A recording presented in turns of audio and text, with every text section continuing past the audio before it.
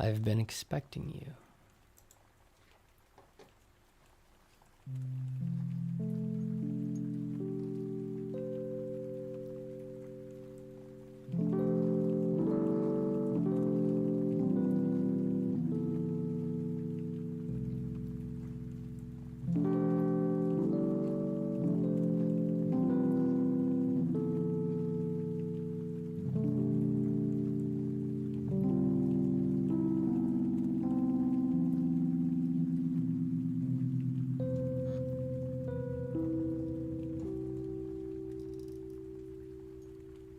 NALA Saga.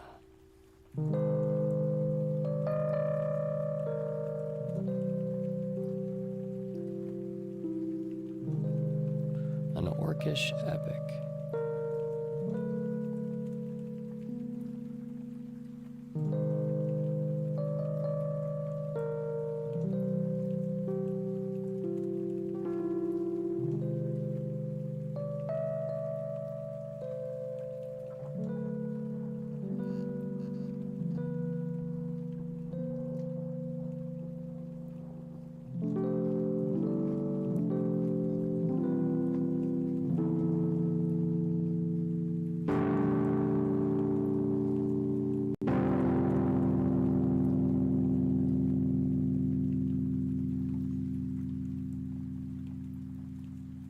Book 1, Prologue, Moon Thread. Once upon a moonful night, there was a girl who was an orc. She had gold-slitted eyes and dark green skin. Her black hair, when light tried to touch it, drank it in. And when she turned 11, she began to have true dreams. Bad dreams.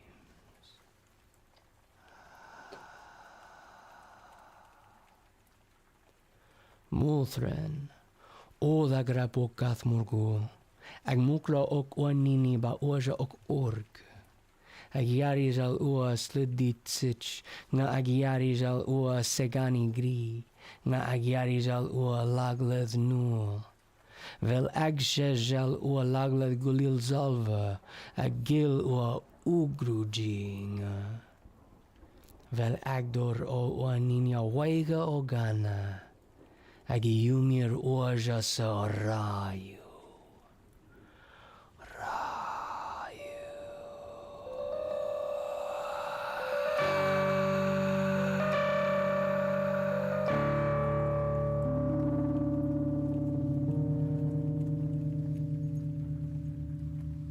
Now the darkness dissipates.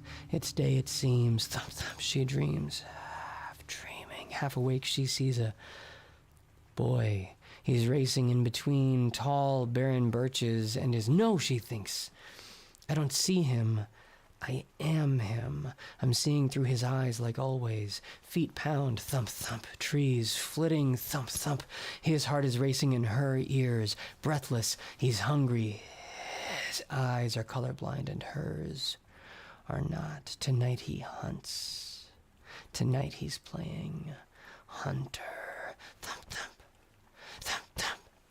His small hand grips a dagger, bone dagger, gripping it so tightly that it hurts, but still, it's better than letting it slip out of his sweaty, slick grip. The thing and what's within the bone both agree on something. He doesn't know what, and neither does Nala. The colorless bushes scrape at him, but still he runs. He sprints, shin splints, trees flit on by, those grayscale trees, until a creak. Meek rushing, he stops and shh. Listen for it.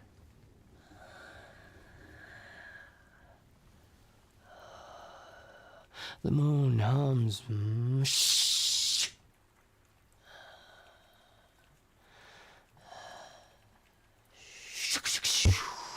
In the brush, his eyes pursue it. He goes after, chases, fast feet, something furry. Thump, thump, where is it? Thump, thump, too fast. There it thump, there it goes, but thump, thump. Wait, it's gone. I just had it. I thump, I just had it. It's thump, now it's gone. Idiot. No, you're not, she thinks. Slow. Too slow, clumsy, hunger is clawing, stomach turns, the dagger scolds him. The grayscale grass is poking up through every hole in the poor boy's boots. The grass is wet but not alive, so it's a greasy wet. The wasted grass is sharp as nettles. The angry dagger whines. The boy keeps going, teeth gritting, feet pounding, running fast, running a little too fast, through flitting trees, on greasy grass, then slip. He falls. A hasty step, too careless. Slow. Motion. Fall. Here comes the ground, then she feels the breath get knocked out of him as he falls onto big braided roots.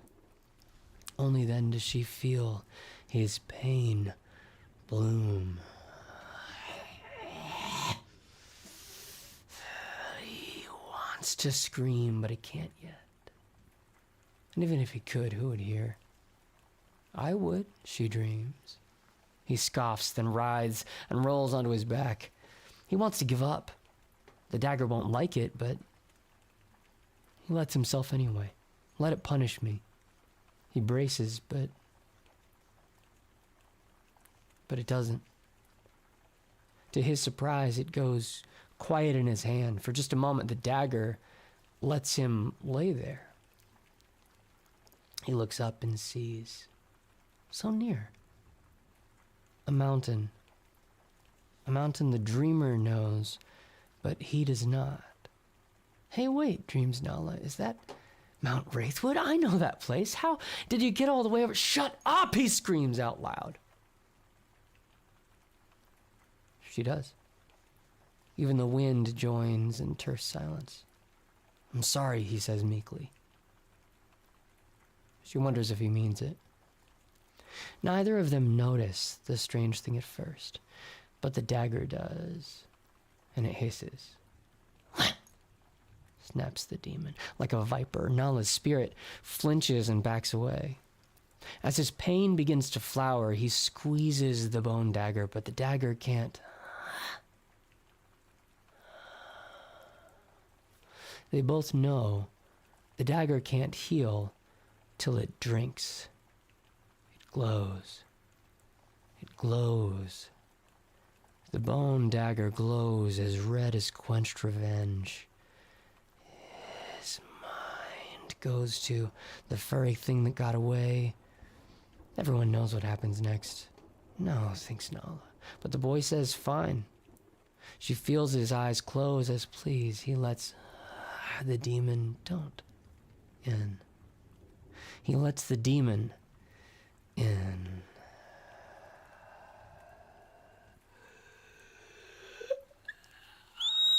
He moves with new speed. He's on his feet. The dagger will be drinking tonight. She blots it out, but then can't. The sun is out. Its brazen light turns every blade of greasy grass into a knife. He finds the thing. No shadows. He finds the thing and grabs it. Where's the moon? No shadows. The world leans red. He gets lightheaded, and so does the dreamer. Each shadow flinches, recoiling away from Red Day's touch within a dozen. Hateful, hobbled breaths. He pins some furry thing. Don't raises up the cackling dagger, and all of everything is cackling and red as the dagger begins to flay that. Nala's eyes snapped open. Both of them. She stared up at the ceiling. It was mostly dark in the den, though Day's fingers were prying at the edges of the thick curtains. 3 curtains. A triptych of black fabric as heavy as Nala's eyes felt. The curtains were covered in moons. 3 full and 3 empty. Surrounded by moons, Nala thought. They yawned wide, like 6 thirsty cauldrons. Thump, thump, thump, thump. It's just a dream, she thought, and tongued her tusk. Nala didn't know how to still her own heart. It was her family's symbol. Sister moons, 1 full and 1 empty, half dreaming, half awake. The sigil of her mama and her gran, and her gran, and so on, back to the very first daughters of Ugru. That's what her gran said, at least. Nala half remembered, half made up a memory of when she'd watched them stitch those sigils. The cottage had been smaller, and the orchard had been too, they'd sewn the curtains by hand for whatever reason. Nala wondered why they still did things by hand. Both her mama and Gran could do magic. The empty moons were sewn out of solid black thread. Though it was the darkest black they had, even that was not as black as Nala's hair was. Nala's hair drank in all the light that tried to touch it. As for the full moons, those had been sewn out of one of Nala's very favorite things, moon thread. Moon thread was gray in the day, but at night turned all colors. It was a simple delight, a mundane kind of magic. Nothing deep, just fun. Still, it was one of the few things that could soothe Nala's pulse. Thump, thump, thump, thump, thump.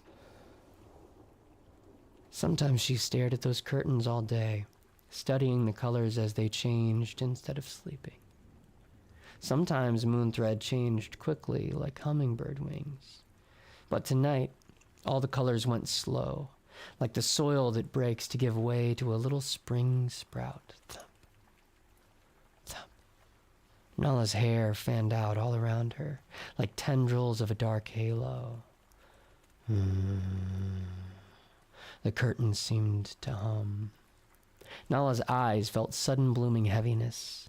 Little rays of day's light tried to pry their way in, but they couldn't get through to the girl in the den. She heard the wind hiss to the curtains. The curtain moon smiled. Nala let her eyes, just a dream, relax and just hoped she wouldn't dream.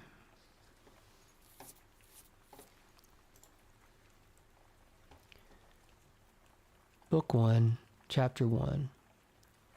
Yorkshire Valley in the spring.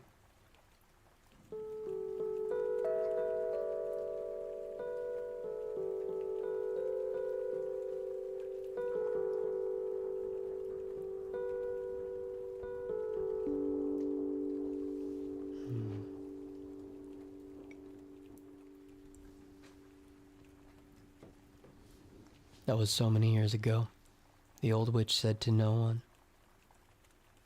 It was autumn. Night. The moon was full, just like it had been the night that she'd first used magic. She sat there alone on the huge root of a tree, more perfect a bench than even benches could be. It was a blue tree, the only one in a sprawling purple leaf orchard. The blue tree's bark was pale ice, lined with great cracks. Its leaves were as dark as deep ocean currents. "Do you remember?" she asked it, or no one. The autumn was flaring, turning the purple trees vibrant steel gray and blood red and gray-green. Even the grass here was purple.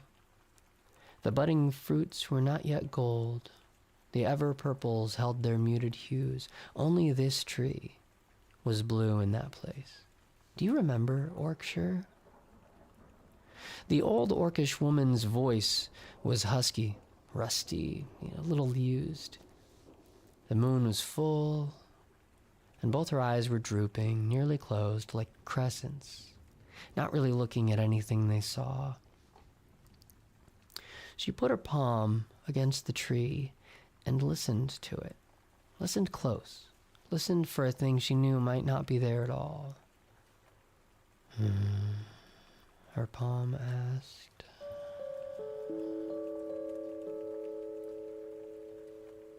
Alas.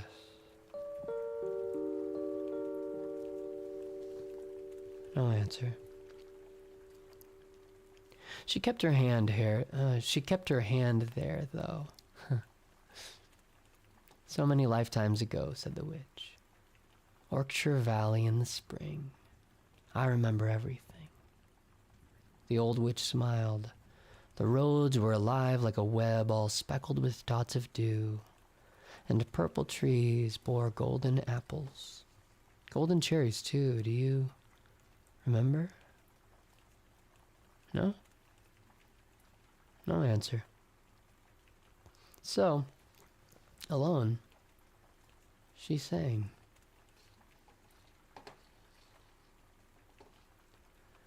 Orchuk theum okusta, brat gushua mustrenilla, kana okpon, ngakore na okong. Sheshetawi erve, dojaya ua ezok bril, okurkecha ba morda, mukra rida dagostil. Vekuataum omul ngayari Uayari shule ungrete aglaok nini Agmokraok nini.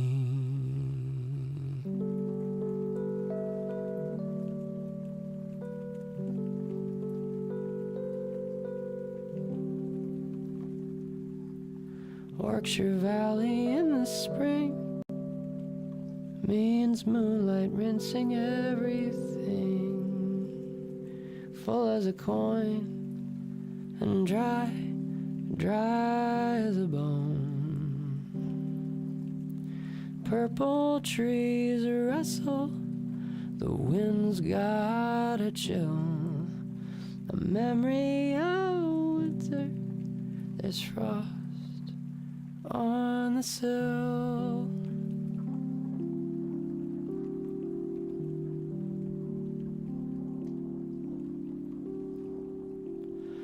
Yorkshire Valley in the spring, men boats were skimming down the stream.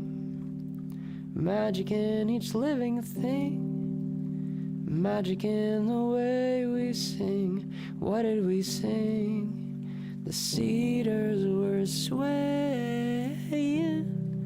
What was the song? How did it go? Come home to the salmon, bloom wild to the berries, stay dead to some demon I didn't know, back soon to the fairies.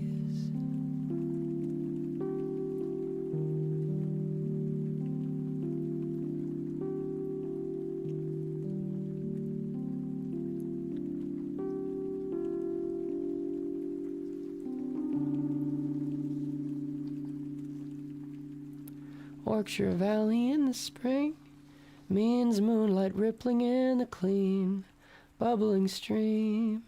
The red wind was hissing. I was a kid, waking up. I was a kid. Was I ever so young?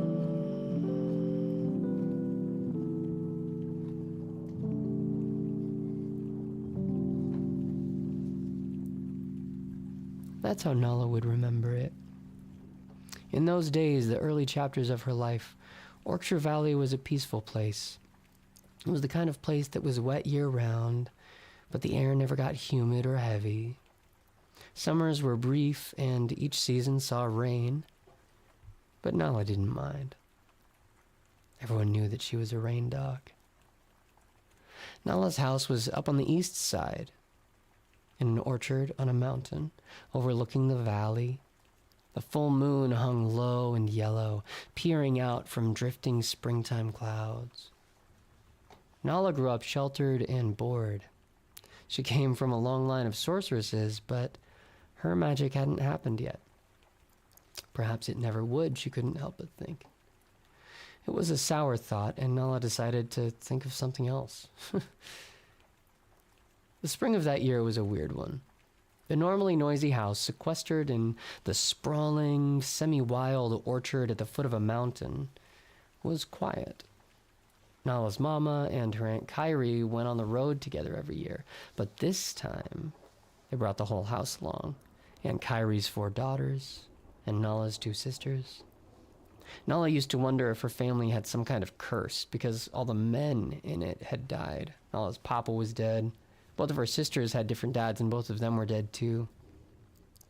Gran never talked about a man, not that Nala could remember at least. Nala had actually asked to stay, stressed out by the prospect of trekking through the Jurian desert. So they'd packed up the fruit carts so full they overflowed. Nala remembered watching her mama and Gran and Aunt Kyrie, all three cast a keeping spell over the apples. Everyone had smiled that night. And then just like that, they were gone. The purple grass withered, leaves fell, autumn came. And then came cold death with its frost and its rain. But no snow. Never snowed much up in Yorkshire. Not long after, Nala started having dreams. Bad dreams. Used to be that she could sleep through anything, but not anymore. First dream was the worst, by far and away. It had been unspeakable, unshareable. Even thinking of it made Nala's stomach turn hollow. Worst of all, once the dreams started, they did not stop. She kept these dreams to herself. As the slow seasons turned, Nala and Granica enjoyed a wet winter. Most nights, the pair of them huddled over the soup cauldron and made up stories together while the rain played the awning like a drum. Granica was full of stories and recipes and poems and small spells. This was the year Nala learned how to cook. Gran taught her to clean a salmon, which she hated, and helped Nala make up her first poem, which exhilarated her. Now it was spring and the rest of the family was still gone. Now that she had enough time to herself to miss her loud family, she felt bad for ever wishing them away. Guilt began to bloom like mold, souring the sweetness of the winter's vast emptiness. Mountains and rivers and dense trees kept the wide world long at bay, and so did all the magic.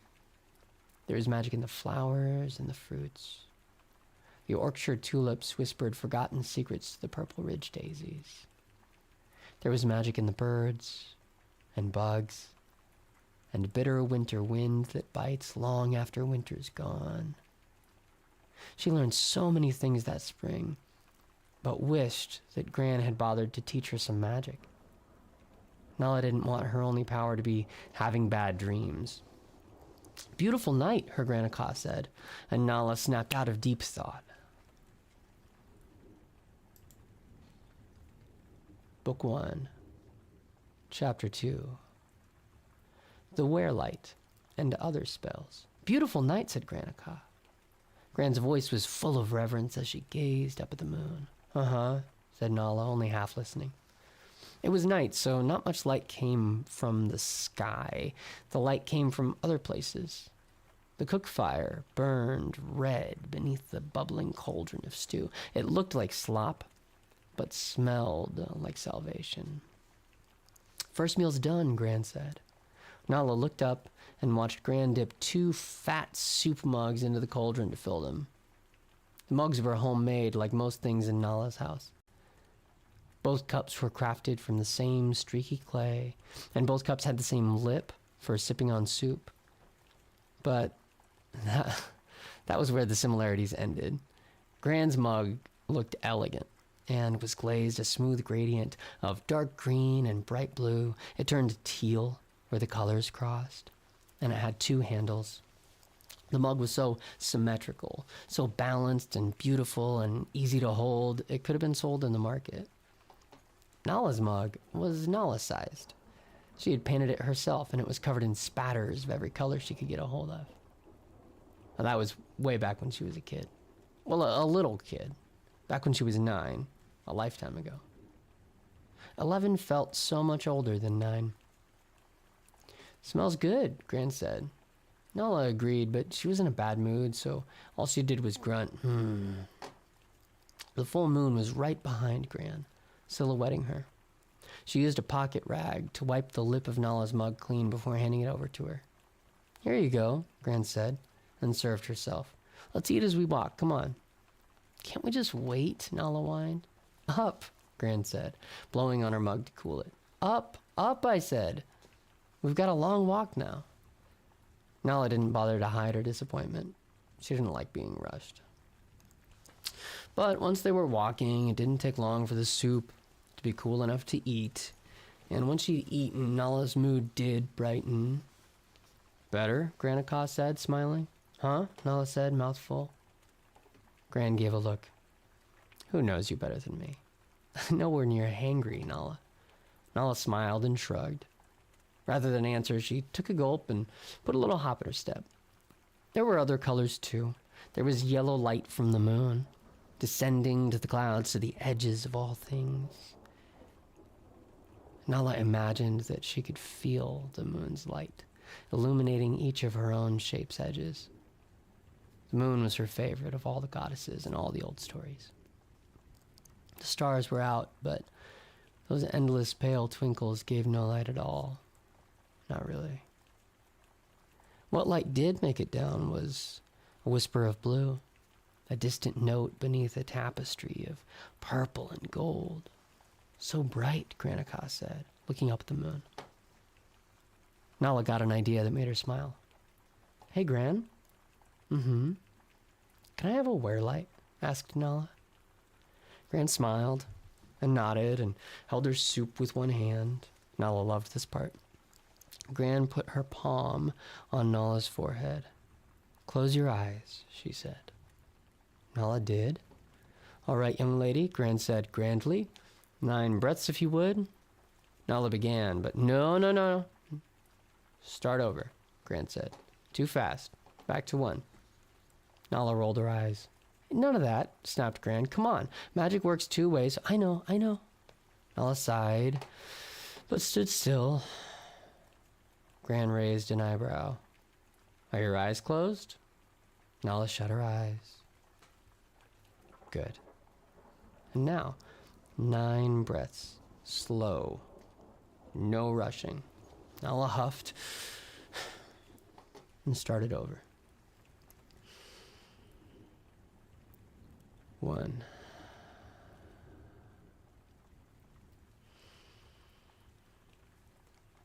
2.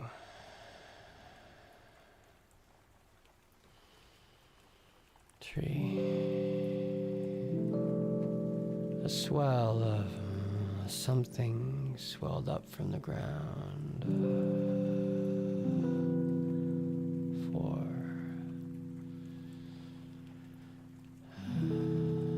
Something rang inside of Nala. 5. The way a bell's ringing can ring another bell. 6. Swelling. 7.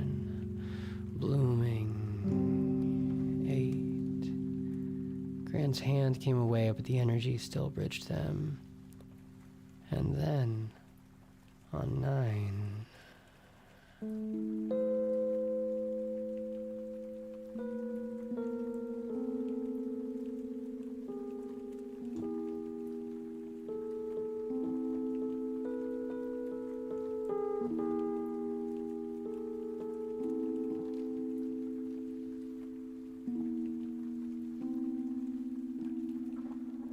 Nala opened her eyes.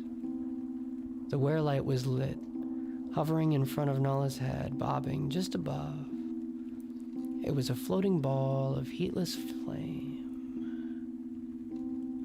The dim but bright light followed Nala's will. It was the color of moon thread. It flickered, quiet.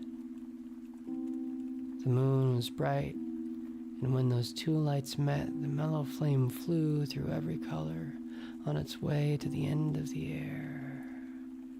Nala smiled. Her dark green skin was a canvas of opposites. And for a moment, she was free from her sticky daymare and happy. At least for a moment. Wish I could do that, Nala said as she wilted. You will, said Gran. One day. Patience, Nala. I don't want to be patient, Nala didn't say. But it was like Gran could read her mind. Patience pays, Aka cooed. Not always, Nala told her nearly empty mug. The werelight's many colors danced in the goop that coated strips of carrot and cabbage. Nala walked away, and this time it was Gran Aka that followed. What about your werelight? Nala asked. Gran shook her head. It's bright enough for me. Besides, I'd rather save it for when it counts. Nala grinned and gulped. For the telling? Gran nodded. Orcs had a special way of sharing stories, and this was called a telling. These tellings were illusion spells, usually done on a stage and cast out to every listener.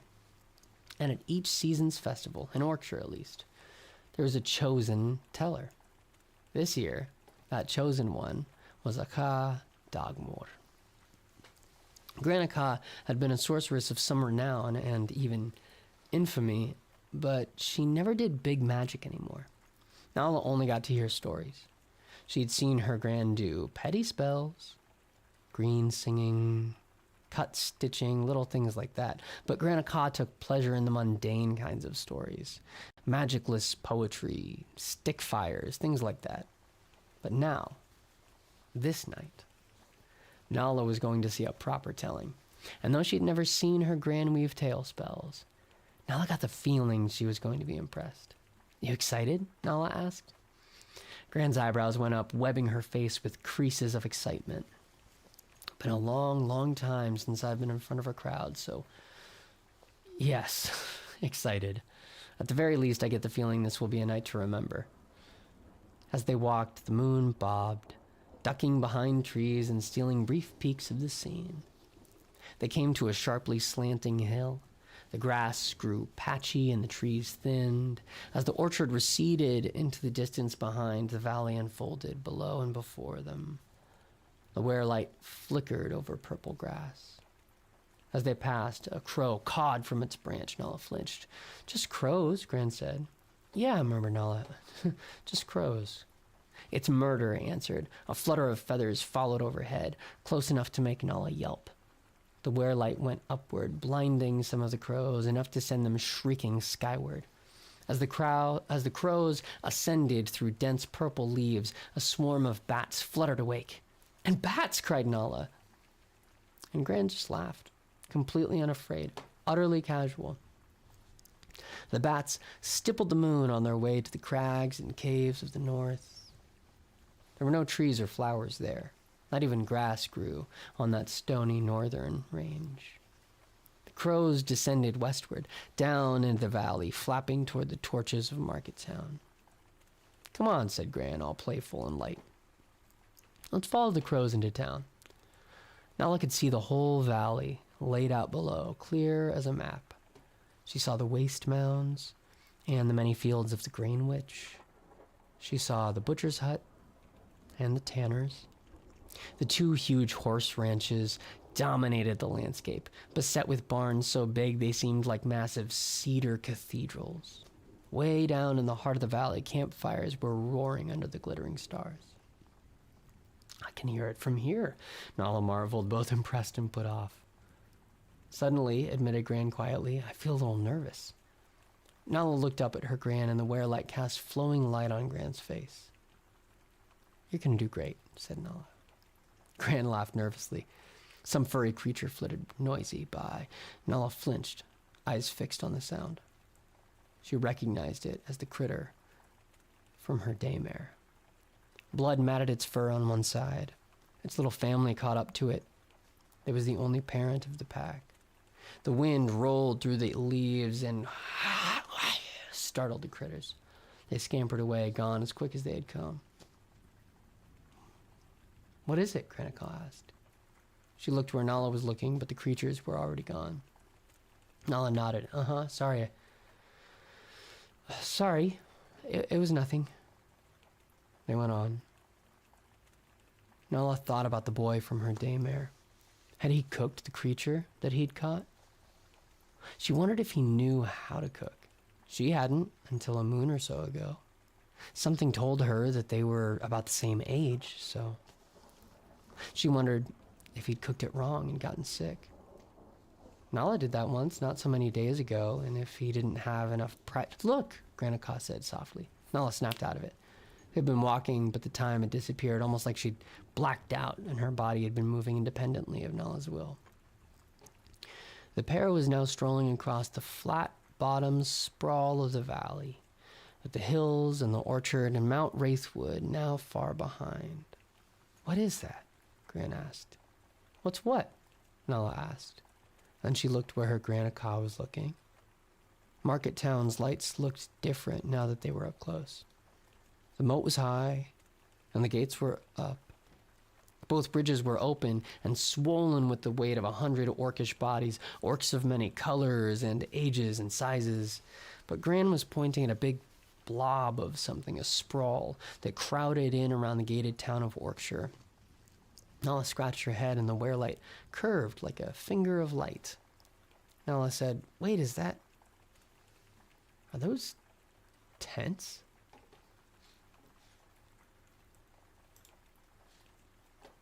Book 1, Chapter 3. Ripples from a Distant War.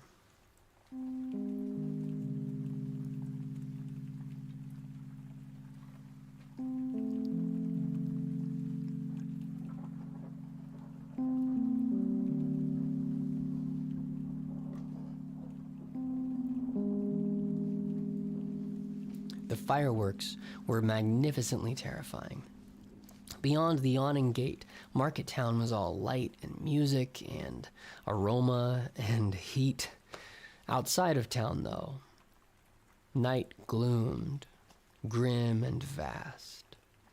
A sea of tents had sprouted up around the east gate of Market Town, but these were not market tents. The tents were gloomy, ragged, whipping in the clutch of spring gusts. The tents huddled up against the town, clinging to the moat like mold on a wet bread loaf. Gaunt people huddled in clumps around little grass fires and half-destroyed tents. Granica grew tense, militant, alert. Aka was a gentle old woman, notoriously gentle. Gentle to a fault. Nala got that from her.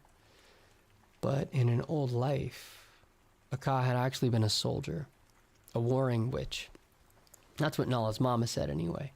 Apparently, it had been a brief chapter in Gran's long life, less than a decade. Still, the battles she'd been in had been bad ones. Bloody. Intense. 4, if Nala remembered right. 4 battles. Usually, it was hard to imagine Granica as a soldier. It just seemed so unlike her. She was Gran, the soup witch. The storytelling, curtain crafting, apology blurting Gran. But Nala could see it now.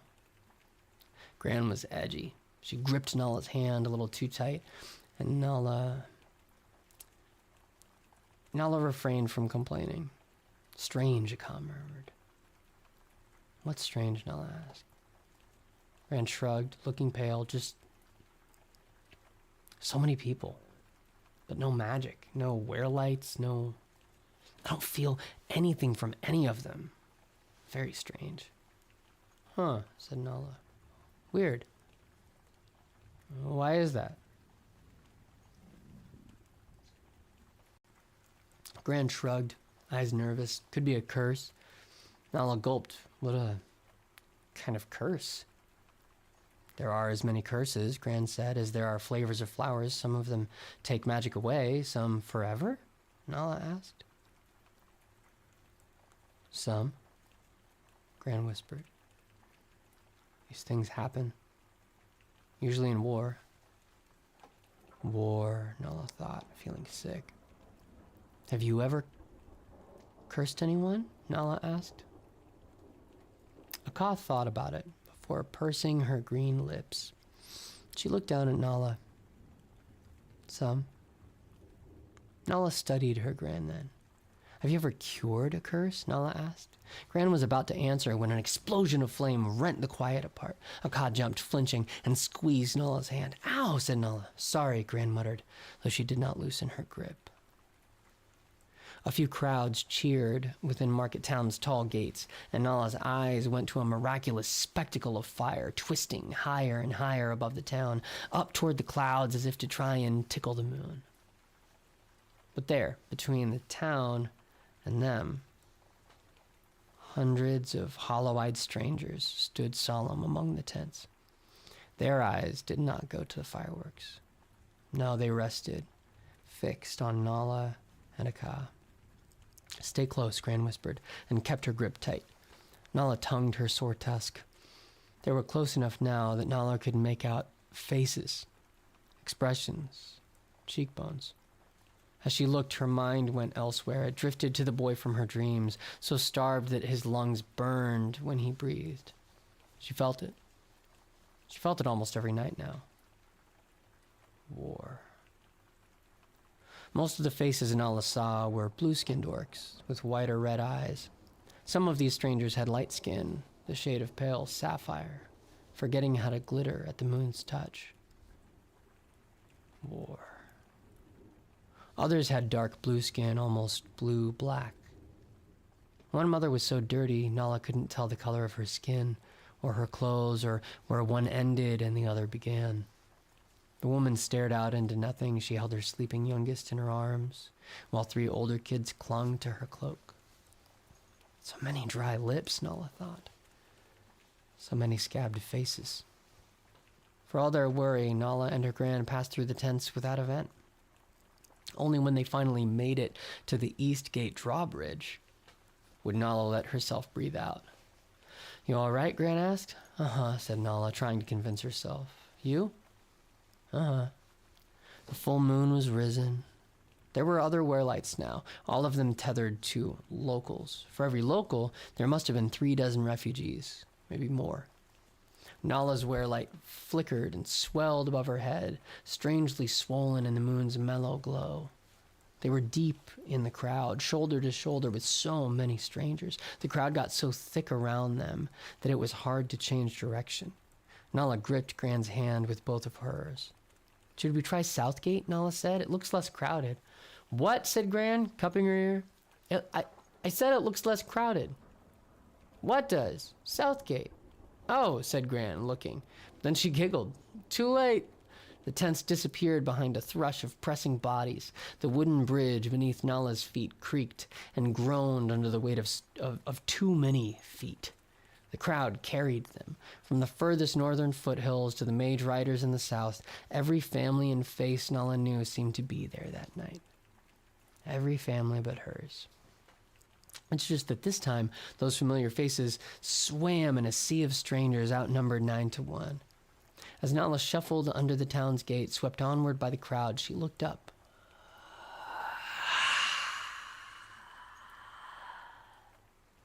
Hissed the wind, whistling past them. The gate above them had rough iron teeth. Its jagged points hung heavy above them, threatening to fall and clamp down on her like some horrible monster's hungry maw. Oh, that would be awful, Nala thought. She imagined the gate's jaws biting down on the crowd. She imagined a spray of... Think of something else. She studied her werelight. It was such a full moon. The flame's colors danced through the shadow of every color. The open, rural valley dissolved behind them, and still holding hands, they entered the claustrophobic din. The town of Orkshire was buzzing. Strangers shuffled on either side of her, bumbling against Nala's shoulders. Body odor everywhere. Heavy perfumes from locals dressed their festival best. Unwashed bodies and spices on display, and cut lemons and seared meat and fire smoke and freshly baked bread. All the smells overlapped, like her worst true dreams did. Even the sensations that were nice made her eyes water. Everywhere she heard bones changing hands. Bones were what orcs called their coins. Everywhere, silver coins were being tossed into copper cups and stone bowls. Yellow moonlight shivered on the silver slivers as they glinted gleeful through the air.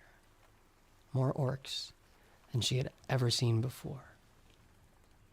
All her life, Nala would go back and remember the sound of those pay buckets singing, clanging, cutting through the din. Customers sauntered smug through the crowd, shoulder to shoulder with envious blue faces. I'm hungry, Nala realized aloud. Gran laughed, but we just ate. Nala blushed, grinned, and shrugged.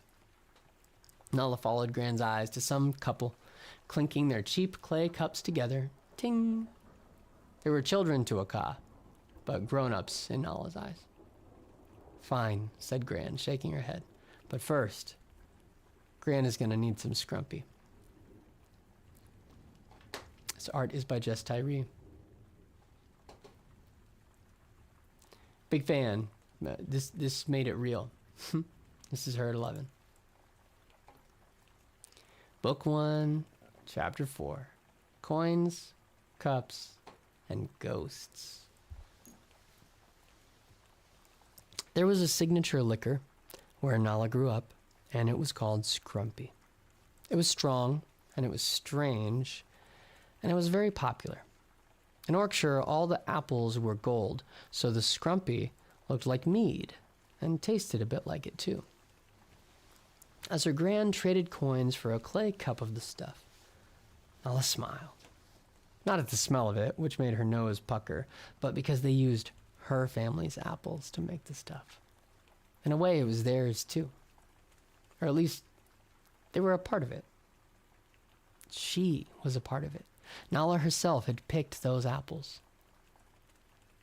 Probably not from the cider trees, though. Without Mama to press her, Nala had avoided the cider trees. Nala was sure they were haunted. There were only 3 cider trees in the Dogmore Applewood, and these were not like the other trees. Their purple leaves were dark, and the apples they dropped were too bitter to eat for most people. Not for Nala, but for most people. That trio of trees grew at the very edge of the Applewood. She always thought that they looked kind of sad, like they were crying all the time. They'd been planted at the foot of Mount Wraithwood, where nothing grew and nothing died. Even on a full moon night, all the shadows on Mount Wraithwood seemed to deepen, to twist. But the last time that she had tried those trees had been an empty moon. Under the moonless sky that night last autumn, the darkness felt alive. Nala shuddered at the memory, forgetting the crowd around her. A night so dark not even orcs can see. That night, she remembered approaching the trees. The basket was in her hand. Out of the corner of her eye, she saw some shapeless thing dash through the dense dead birches. But when she looked, there was nothing.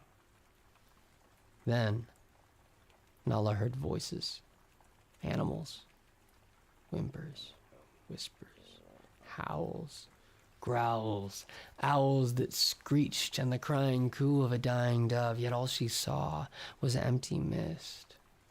Hello, little ghosts, something said in her, a voice deep in the root of her spine, a voice that somehow had been sleeping in her all her little life.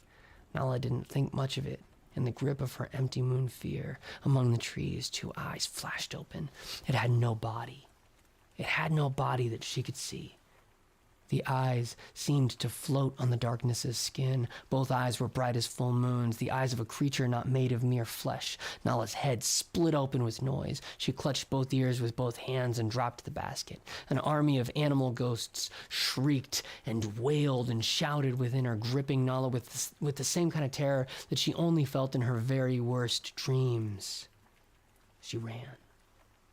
Ran without thinking, ran with all her might, fast as she could.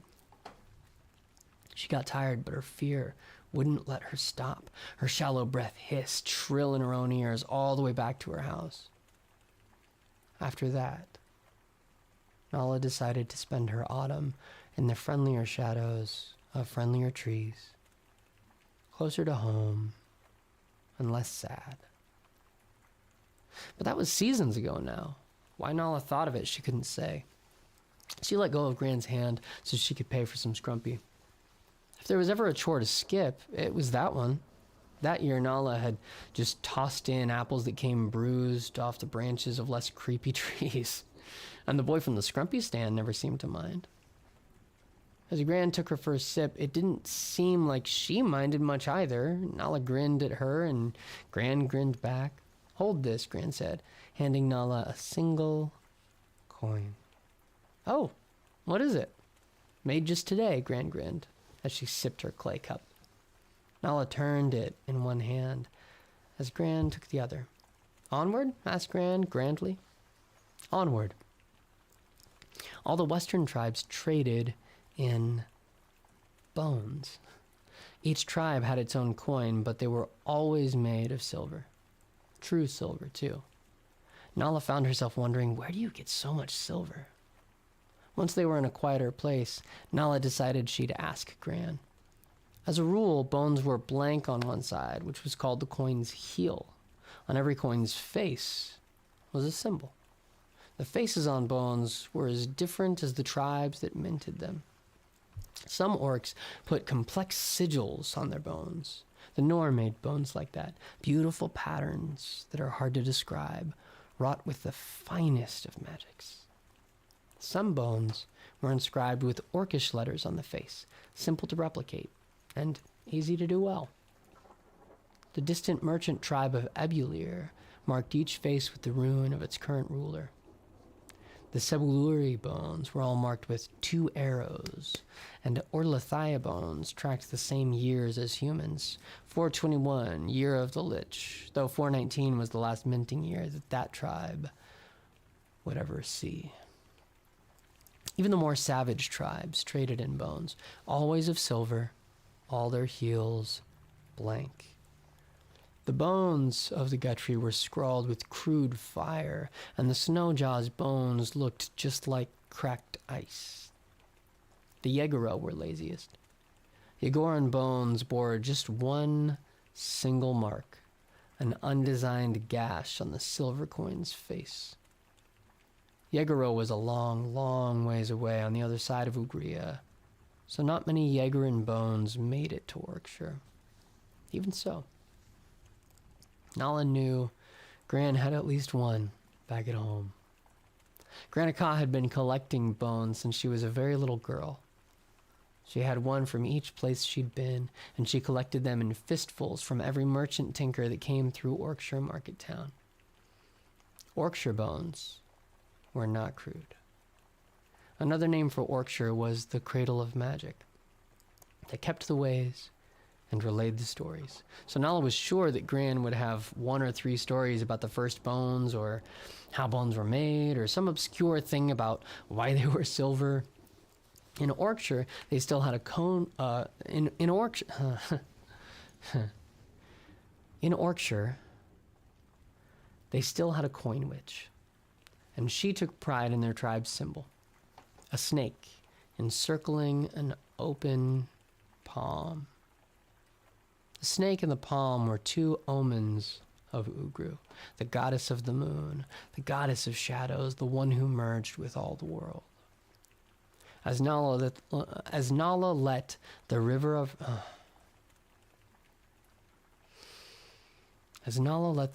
her thought meander and twist, Gran held her hand and sipped on her scrumpy. As Nala let... I didn't know I wrote a tongue twister. As Nala let the river of her thought meander and twist, Gran held her hand and sipped on her scrumpy. There we go. Dozens of musicians competed for attention. Some singers were screaming for fear of obscurity. Clay flutes and wooden ones toiled beneath the din. There were drums, loud, and bells, louder, and even a couple stringed instruments being brutalized for volume.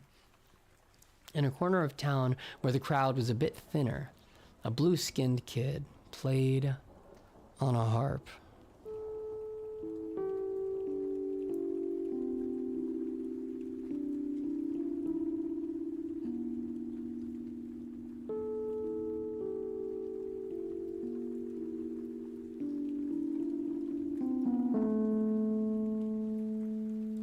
His pants were caked in the memory of red mud. There was a hat on the ground in front of him, turned upside down.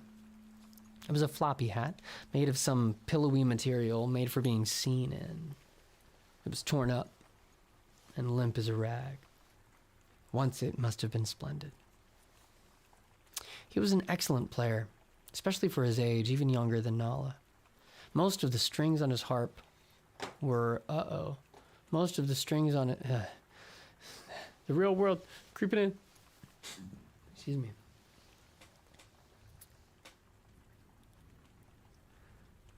I lost my place, sorry.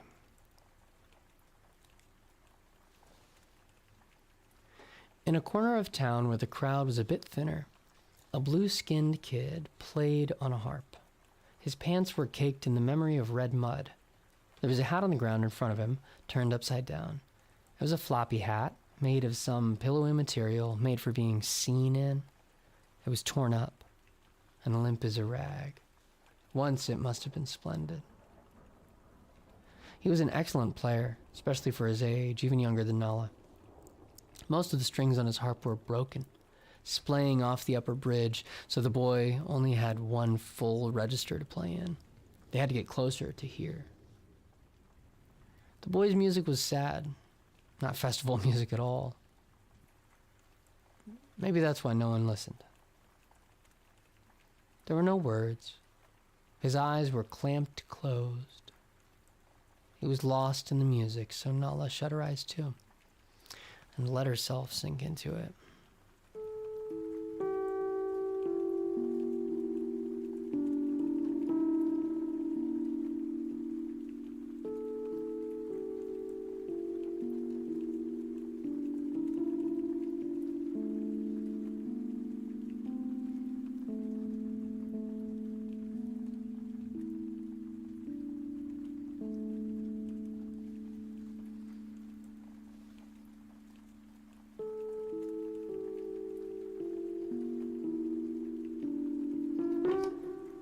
Another string abruptly broke, pulling both Nala and him from their trance.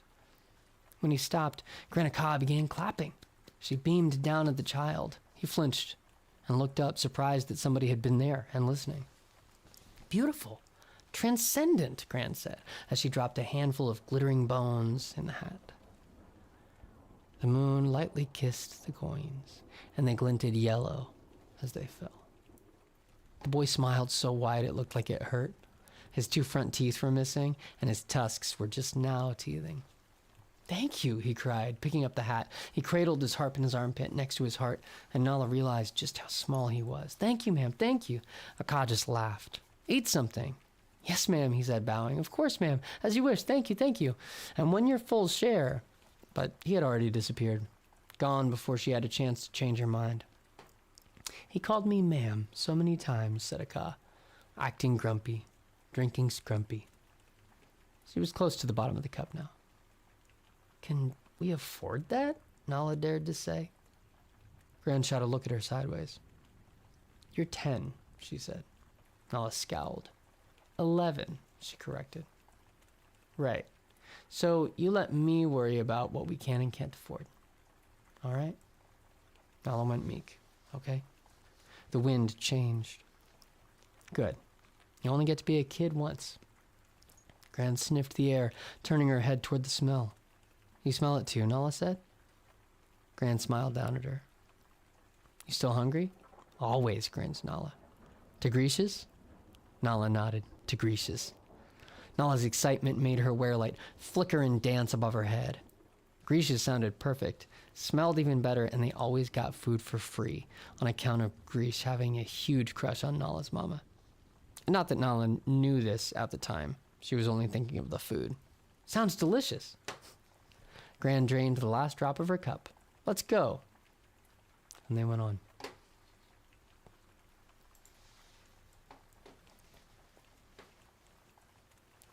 Book 1, Chapter 5. Grish, Paka, Ika, Adrum. They followed their noses to Grish's through the thickening crowd. The more they walked, the sadder she felt. Nala had not realized how many beggars there were. beggar kids, beggar families. One old beggar stood out, his clothes the filthiest of all. Nala smelled him before she saw him. He had the look of one who has forgotten who he is. His wide eyes hugged each item. He did not look well. Someone give him some water, Nala wanted to say. Wasn't there water at each of these stands? And yet she did nothing. Nala had no water and didn't want to lay that burden on someone else. She was also still a kid and wished someone else would make the decision to be kind so she could see how to.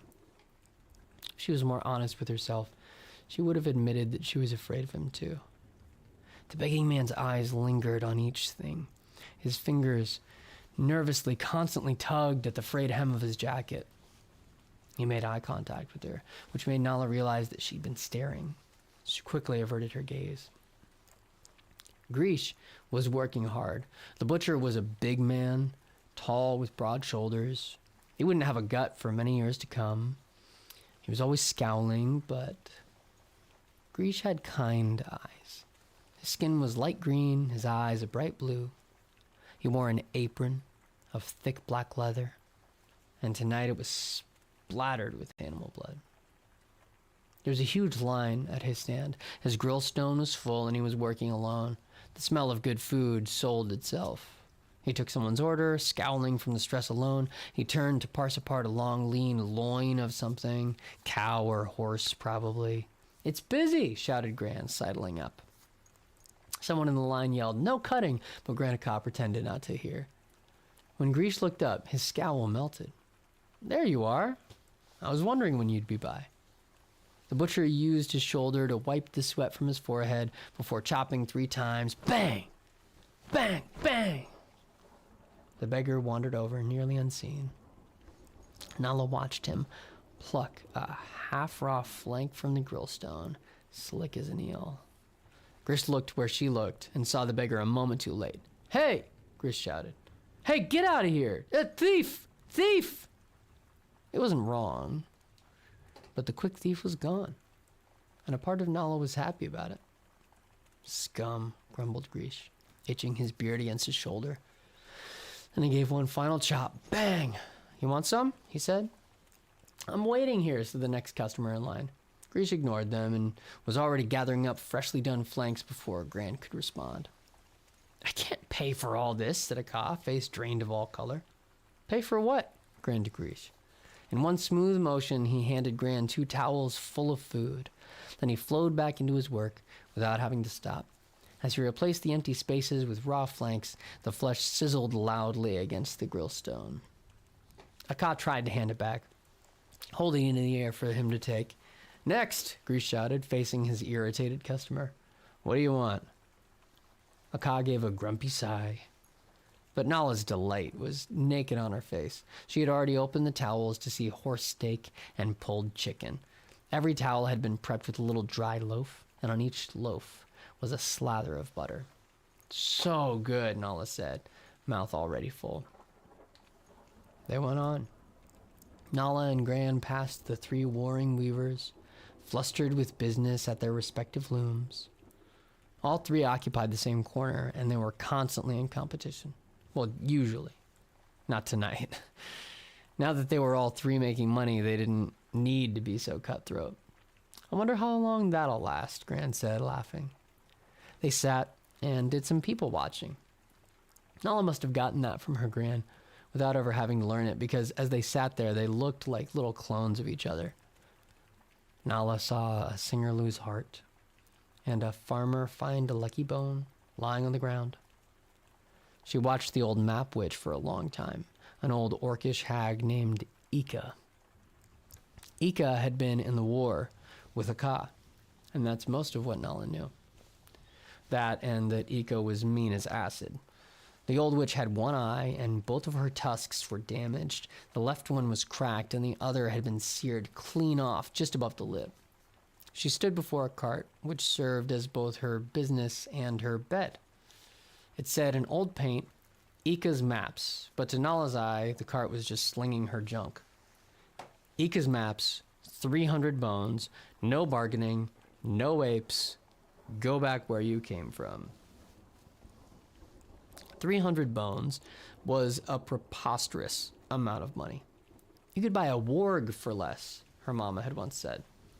Wargs, or varuguri in the Orcish tongue, were the mounts of all the epic Orcish heroes, though Nala had never seen one before. They had horses in Orkshire. Man, I write a lot of tongue twisters, don't I? They had horses. They had horses in Orkshire. Horses in Orkshire. They had horses in Orkshire. Nonetheless, you could buy a warg for less than 300 bones, her mama had said once. Nonetheless, Nala got her mama's idea, more or less. Ika asking 300 bones for a map was just another way to get people to leave her alone. Her stand was the only one with no business. The only customers there were a stout, blue-skinned boy and his sister.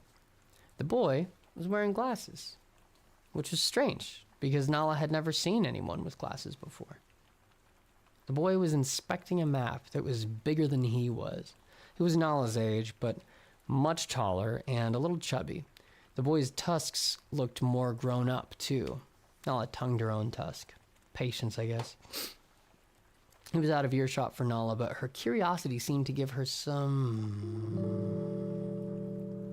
special ability so that she could hear every word she wished to. Nala grinned. Maybe she was getting her magic after all.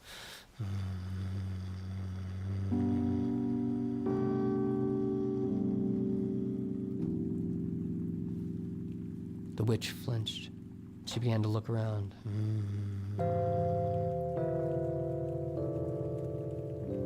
Scanning. Nala hid her face, though she couldn't have said why. The old woman couldn't have been looking for her, so why did Nala feel the need to hide? This is incredible, the boy said, inspecting a map. Is this... Put that down, the hag barked. What's this red ink here? The map witch snatched it out of his hands and rolled it back into a scroll. Blood, the old witch said bluntly. No, it's not, he laughed and made it sound like a snort. She just stared at him, all one-eyed and grim. Is it? The boy said. The witch tucked the scroll into an overcrowded bin, smashing some creases into it. The boy's sister was more interested in the map witch's trinkets and had been raking her hands through a tray of cheap rings. Don't touch that. Why not? Whined the sister. Why do you think, you little idiot? Snapped the woman. Hey, said the girl. Don't call me that. Did you hear that, Paka? She called me an idiot. Nala's heart sank, like a bead of hail in a pond.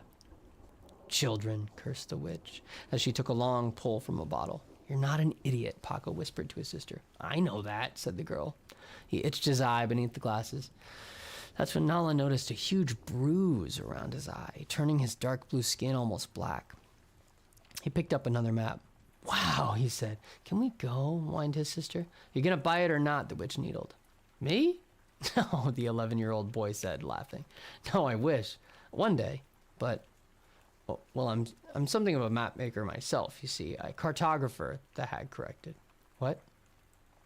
It's called a cartographer. Look, I really don't care. So if you're not going to buy it, just put the map down.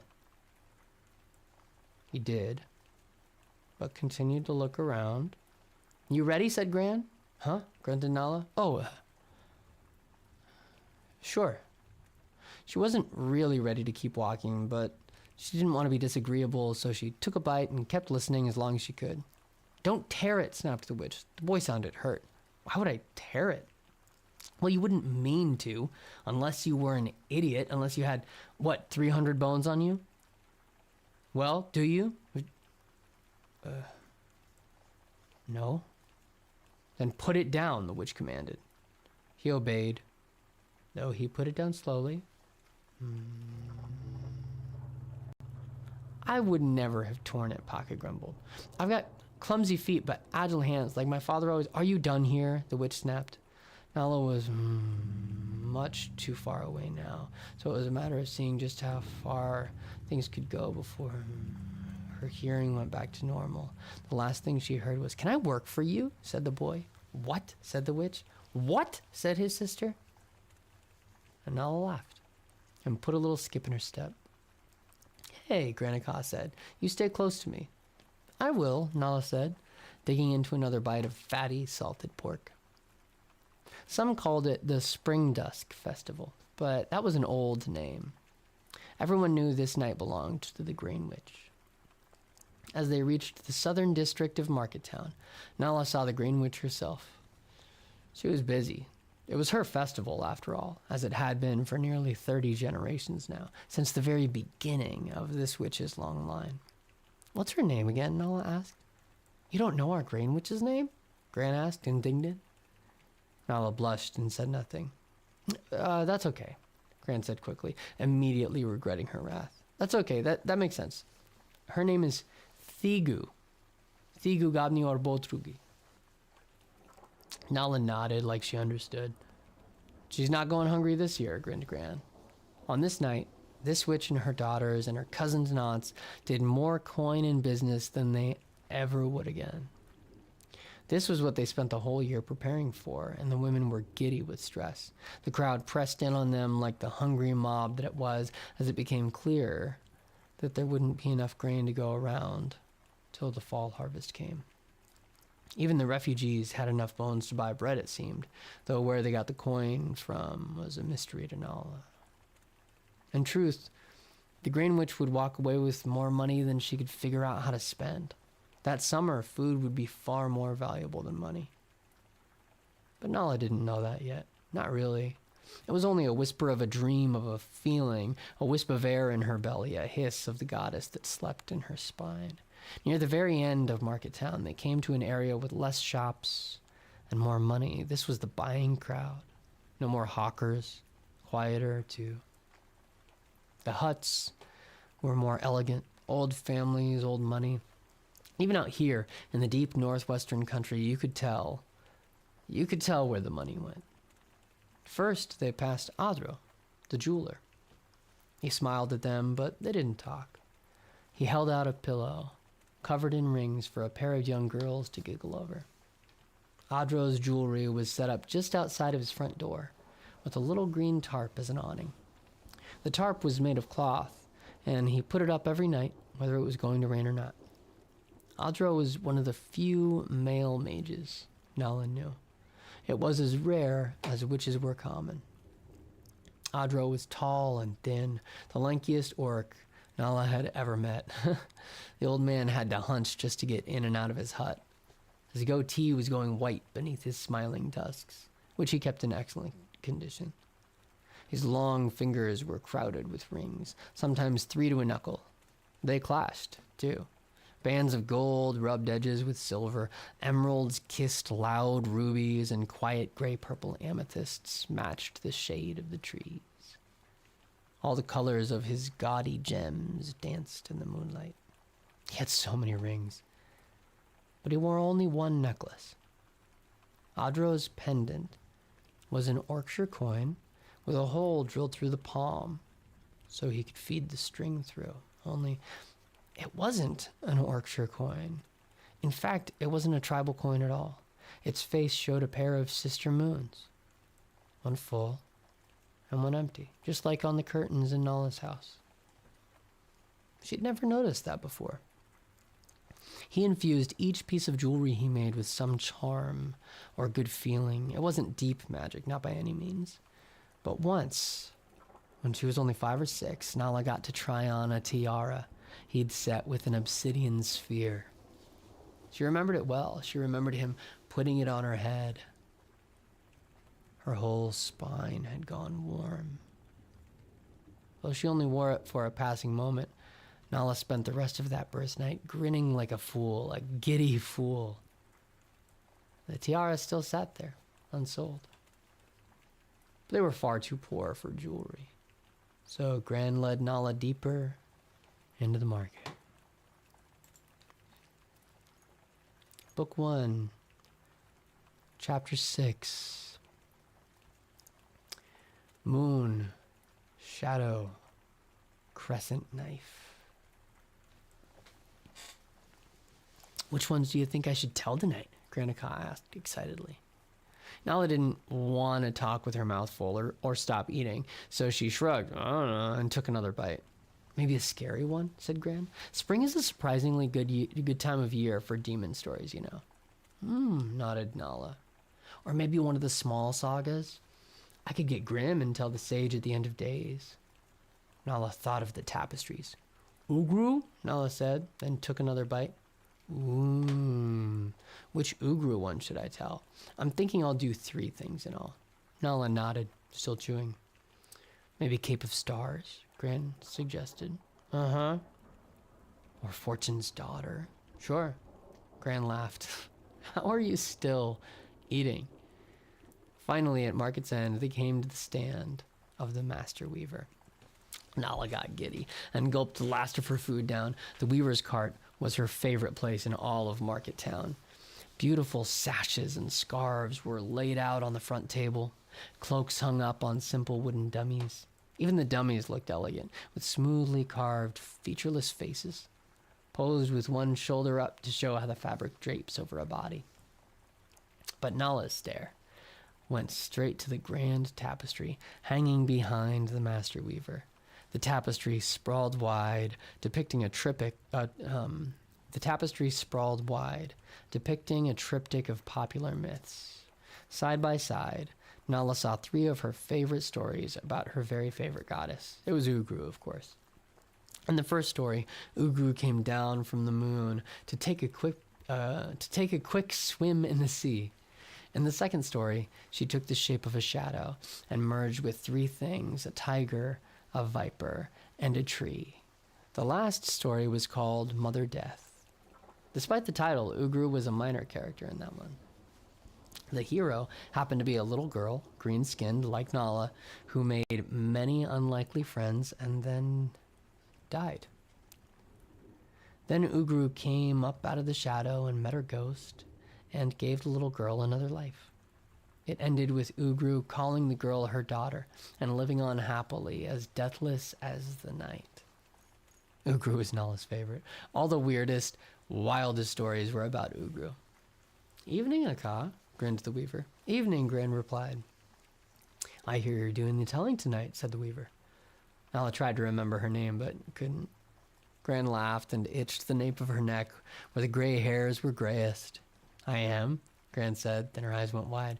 Oh, I'm late. I think I'm late, actually. We've got to go. Come on, Nala, come. She took Nala's hand again, and they rushed away from the weaver and toward the teller's altar. Each season had a festival in Yorkshire. Summer had the short night. In autumn, the reaper's moon was all pies and mulled mead. The season of death saw the big fire feast, the grandest of all on the longest night of the year. But the Greenwich Festival happened in the spring and was always the best attended. Even so, Nala had never imagined the town could fit so many bodies. A crowd was already gathered around the teller's altar, but this did not feel like a festival crowd. It was tense, grim. People spoke in hushed voices and clumped together. Back at the eastern gate, there had been music and dancing and juggling and food. Nala could hear it in the near distance. Not here. The crowd was packed full of pocked-hungry faces. The telling was free.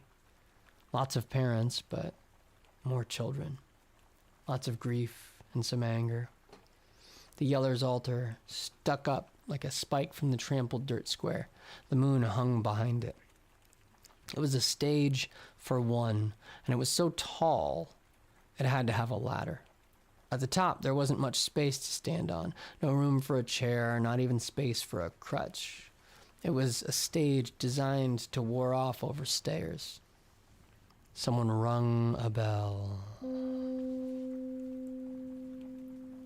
Its ringing cut through the murmured gossip.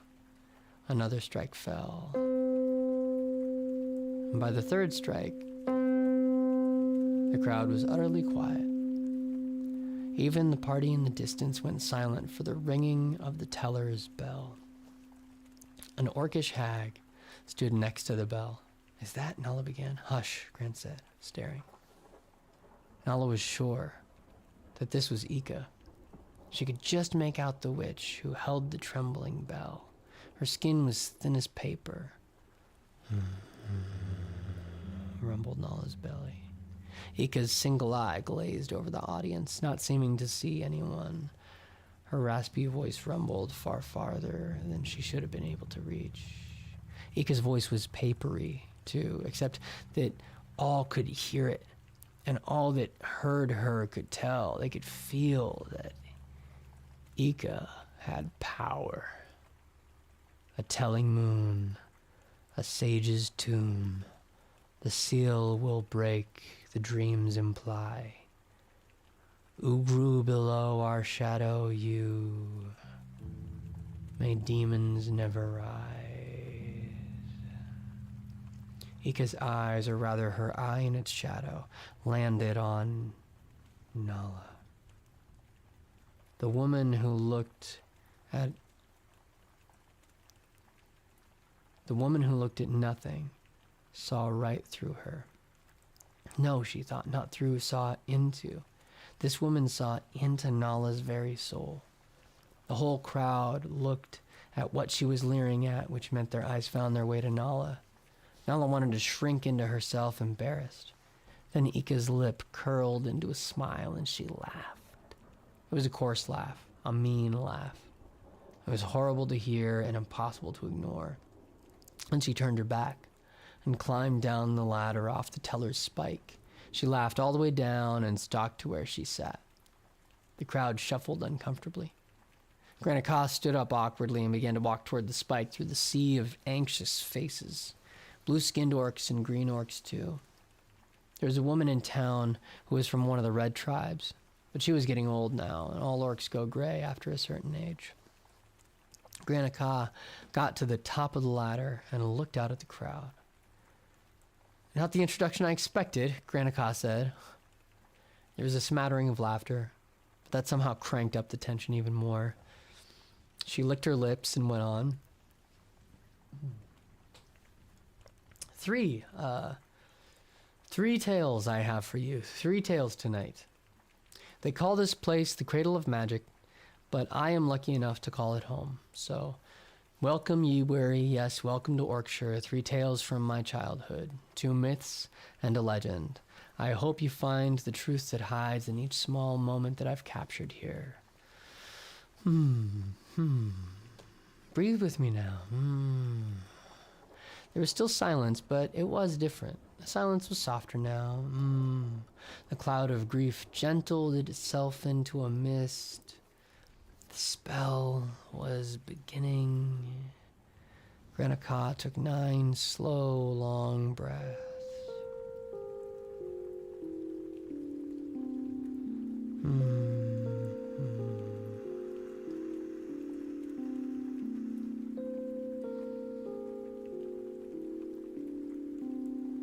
Second 3.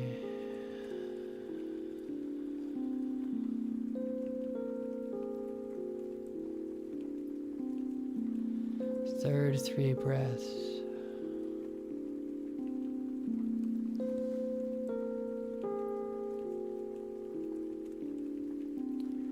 And by the 9th exhale, reality had melted away. And Nala found herself immersed inside a story.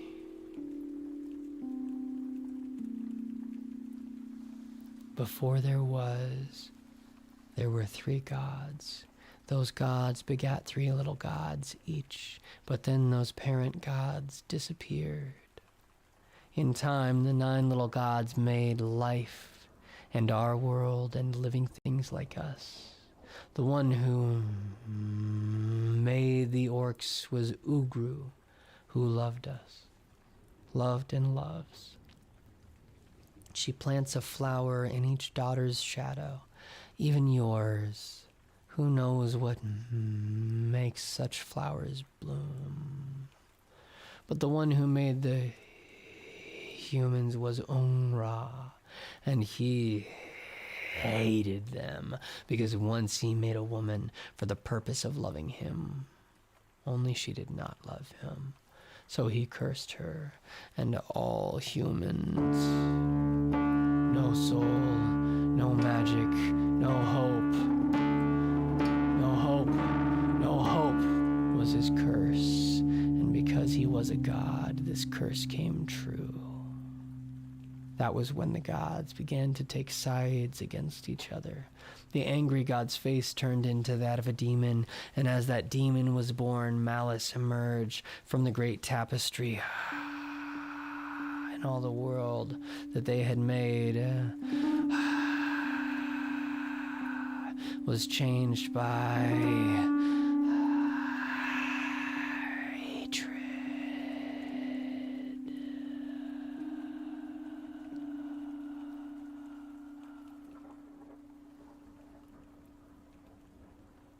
Nala felt the vision melt away. The crowd was quiet, stunned into silence. But not for long. Thunderous applause cracked the silence apart in a sudden din. "Wow," Nala said, shaking her head as she clapped. Every face in the crowd was delighted, even the refugees. It had been such a beautiful distraction, masterfully executed. It had been so visceral. The texture of the flame had been... The myths were always hard to describe, but that's what made them so great. Nala beamed, wishing she was close to someone she knew. Anyone, someone to share it with. She had never been to such a good telling, and that was her gran up there. Exhilarated, but also that last word had been hatred. The wind hissed through. Harsh word. "Thank you," Granica said. "Thank you so much." Gran gave a little bow from atop the teller's altar. That tall spike was just enough space for one person to stand. She was panting a little, but kept her perfect balance. When she shook out her arms, Gran's hands wiggled like noodles. Nala chuckled. The crowd feathered into a reverent quiet. Nala was still smiling when another horrible flash eclipsed everything else, and she snapped out of it. She kept her eyes open. Nala could anchor to the moment she was in. Just a dream, Nala thought, heart thumping. Be here again, girl, be here. Nala nodded. Just a dream, be here. Just a dream, just be. She could feel the trees whipping by as he ran through them. Not a hunter, be here. Not Hunter this time. She could feel his panic as he ran, not after, but from something, on the run from just, I can't, Nala thought out loud. The stranger shot her a suspicious glance. "Quiet, girl," the stranger barked. Nala glared at him without meaning to. Her glare surprised the stranger, and though he was a fully grown man, he seemed afraid of her. Gran began again. "You know, this courtyard used to have a different name. It used to be called a temple. Do you have temples where you're from?" Gran looked down at a girl in the front. She was a shy, blue-skinned girl of 17 or so. "Where are you from?" Gran asked. And suddenly everyone was looking at the stranger. "Me?" the girl said. Gran nodded, wearing her gentlest smile. "Orlathaya," the girl said. "I'm from Orlathaya. We all are." "No, we're not," said some gruff voice. Some gruff voice protested. But Gran ignored him, keeping her focus on the teenage girl. "Do they have temples there?" The girl shrugged. "Not anymore." Granica nodded, understanding. She turned her voice back to the crowd as a whole. "This courtyard used to be called the temple, before there was a town around it. It's said they called it the Temple of Stars. The ground beneath them seemed to hum, already pulling Nala into Granica's vision.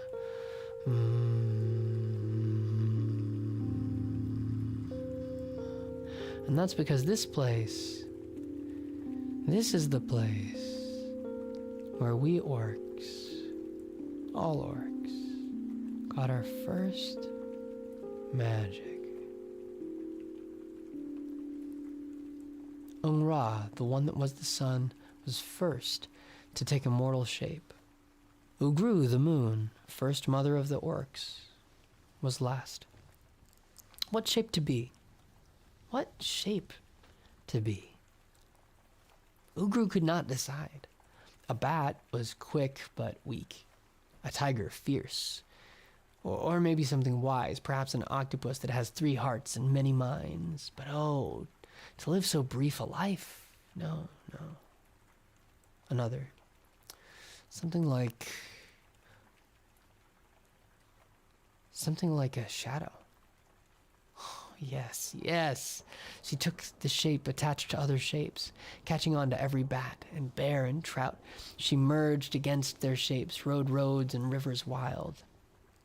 But by the time she had made her choice, the world that once had been a garden blooming now was overgrown with violence and hate. The first time Ugru took the shape, mistakes were made.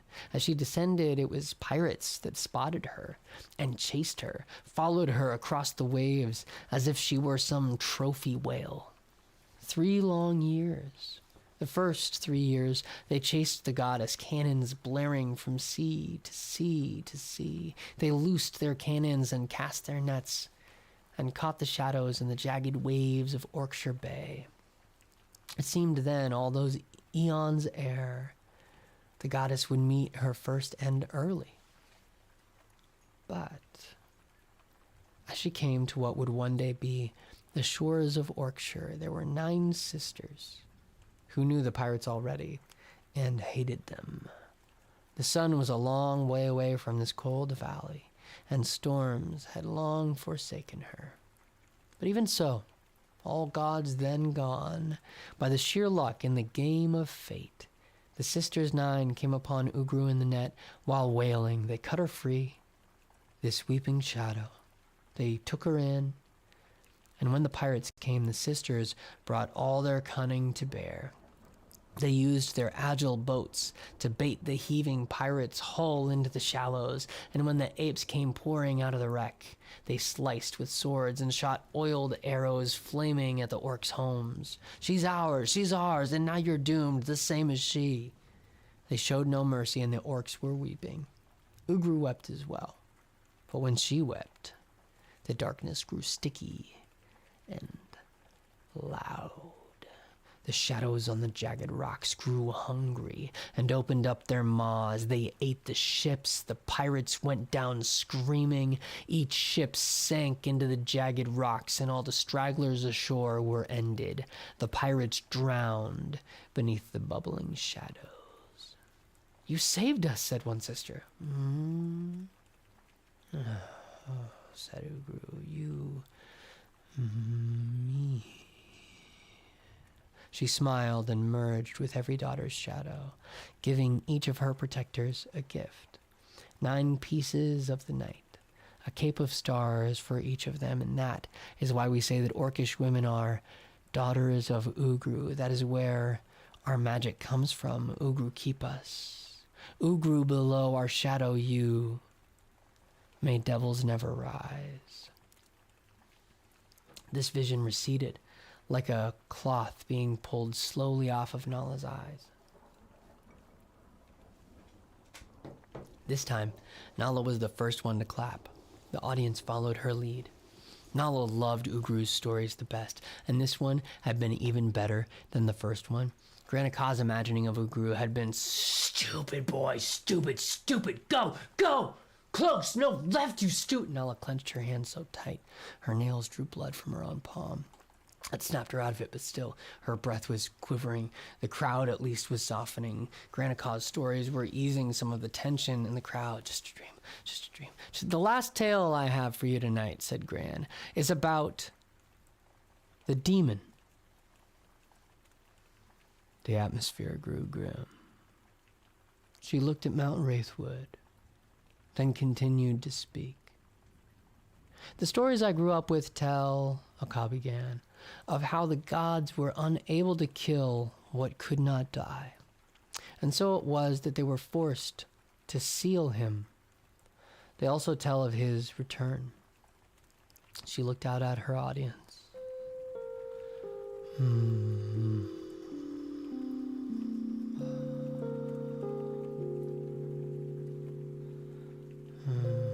The final telling was already beginning. Nala could feel it. This is that tale.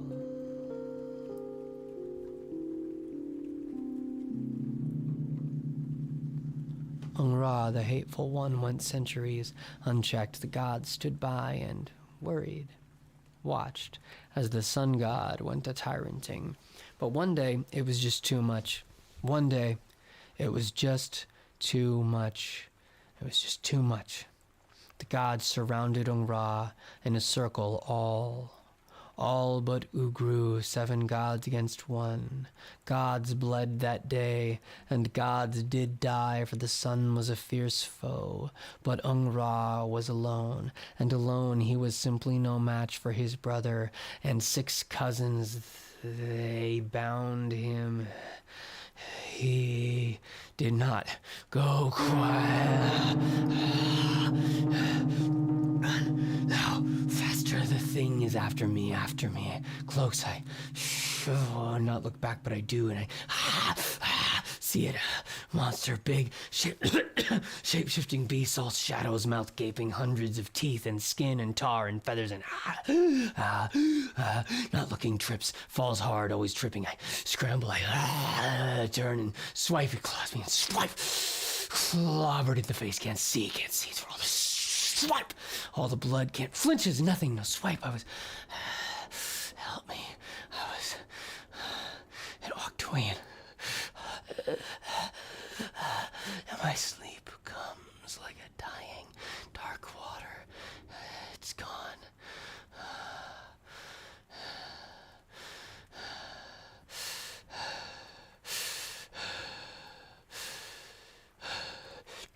Alone now. Just me, and I'm alone. Help. Oblivion. Sorry! Nala blurted. She clapped her hand over her mouth. Nala could feel her eyes shaking, tears pushing their way out. This had not been a slow fade out like the last 2. This had been a sudden, jarring jolt back to reality. The night was silent, brittle, hot. Demon.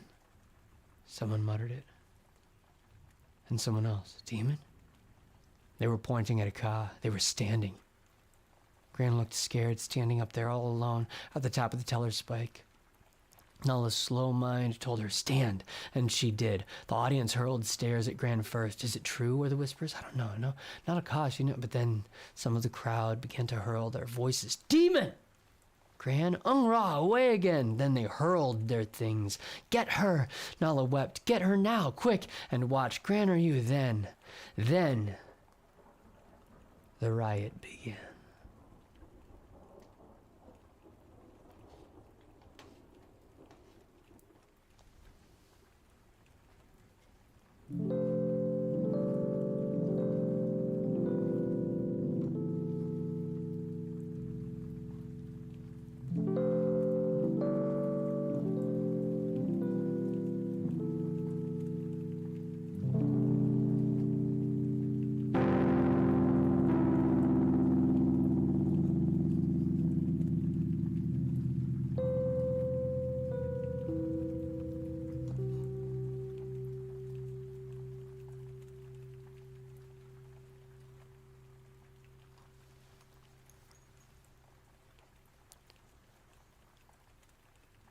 See you in the next one.